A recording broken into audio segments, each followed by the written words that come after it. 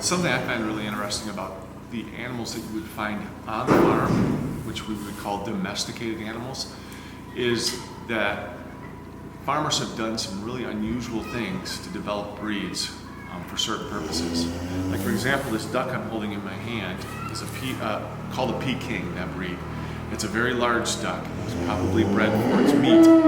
But one of the things that you might have noticed when you've been on a farm is a lot of the poultry animals, the ducks, the chickens, the geese, have all white feathers. And when you see them in the wild, they will have a variety of colors in their feathers.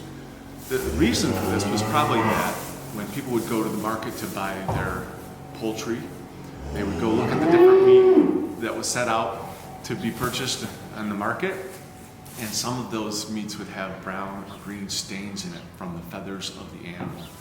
And so farmers figured out that the meat that came from the white poultry animal sold better than the meat that came from the other poultry animals, and they would pick out the meat that came from a duck that didn't have the colored feathers.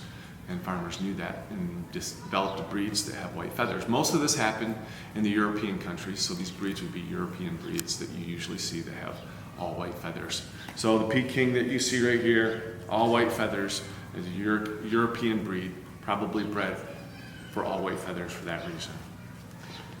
And this one has a really good curl on its tail. If you've been to my farm shows at Upland Farm, you probably know that that curled feather means this is a boy duck. You see a curled feather on the duck's tail, you know you got a boy duck.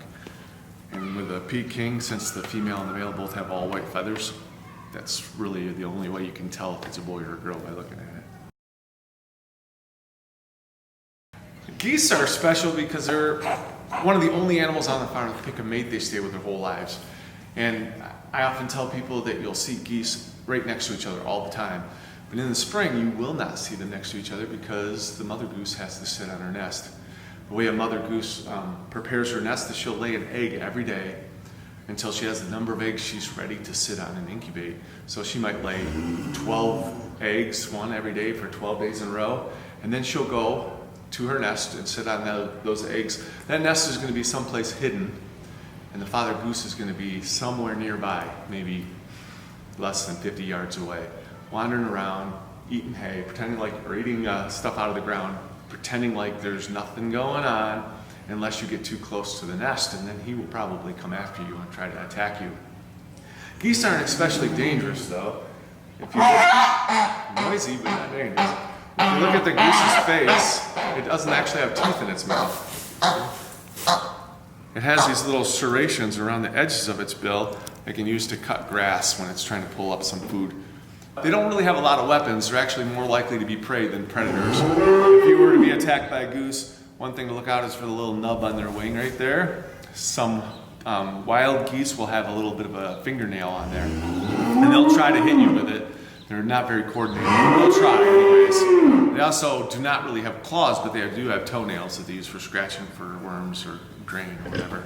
So those are the only real weapons they have. But if you were to get close to the mother goose when she's sitting on her nest, the father goose would likely try to scare you away by making himself as big as he can, spreading his wings out really wide, making really loud noises and chasing after you. And if you get too close, he'd probably swing his wing at you or try to get you with his toenails. And maybe nip at you, which feels like someone's pinching you. It doesn't feel good, but it's not going to probably draw blood.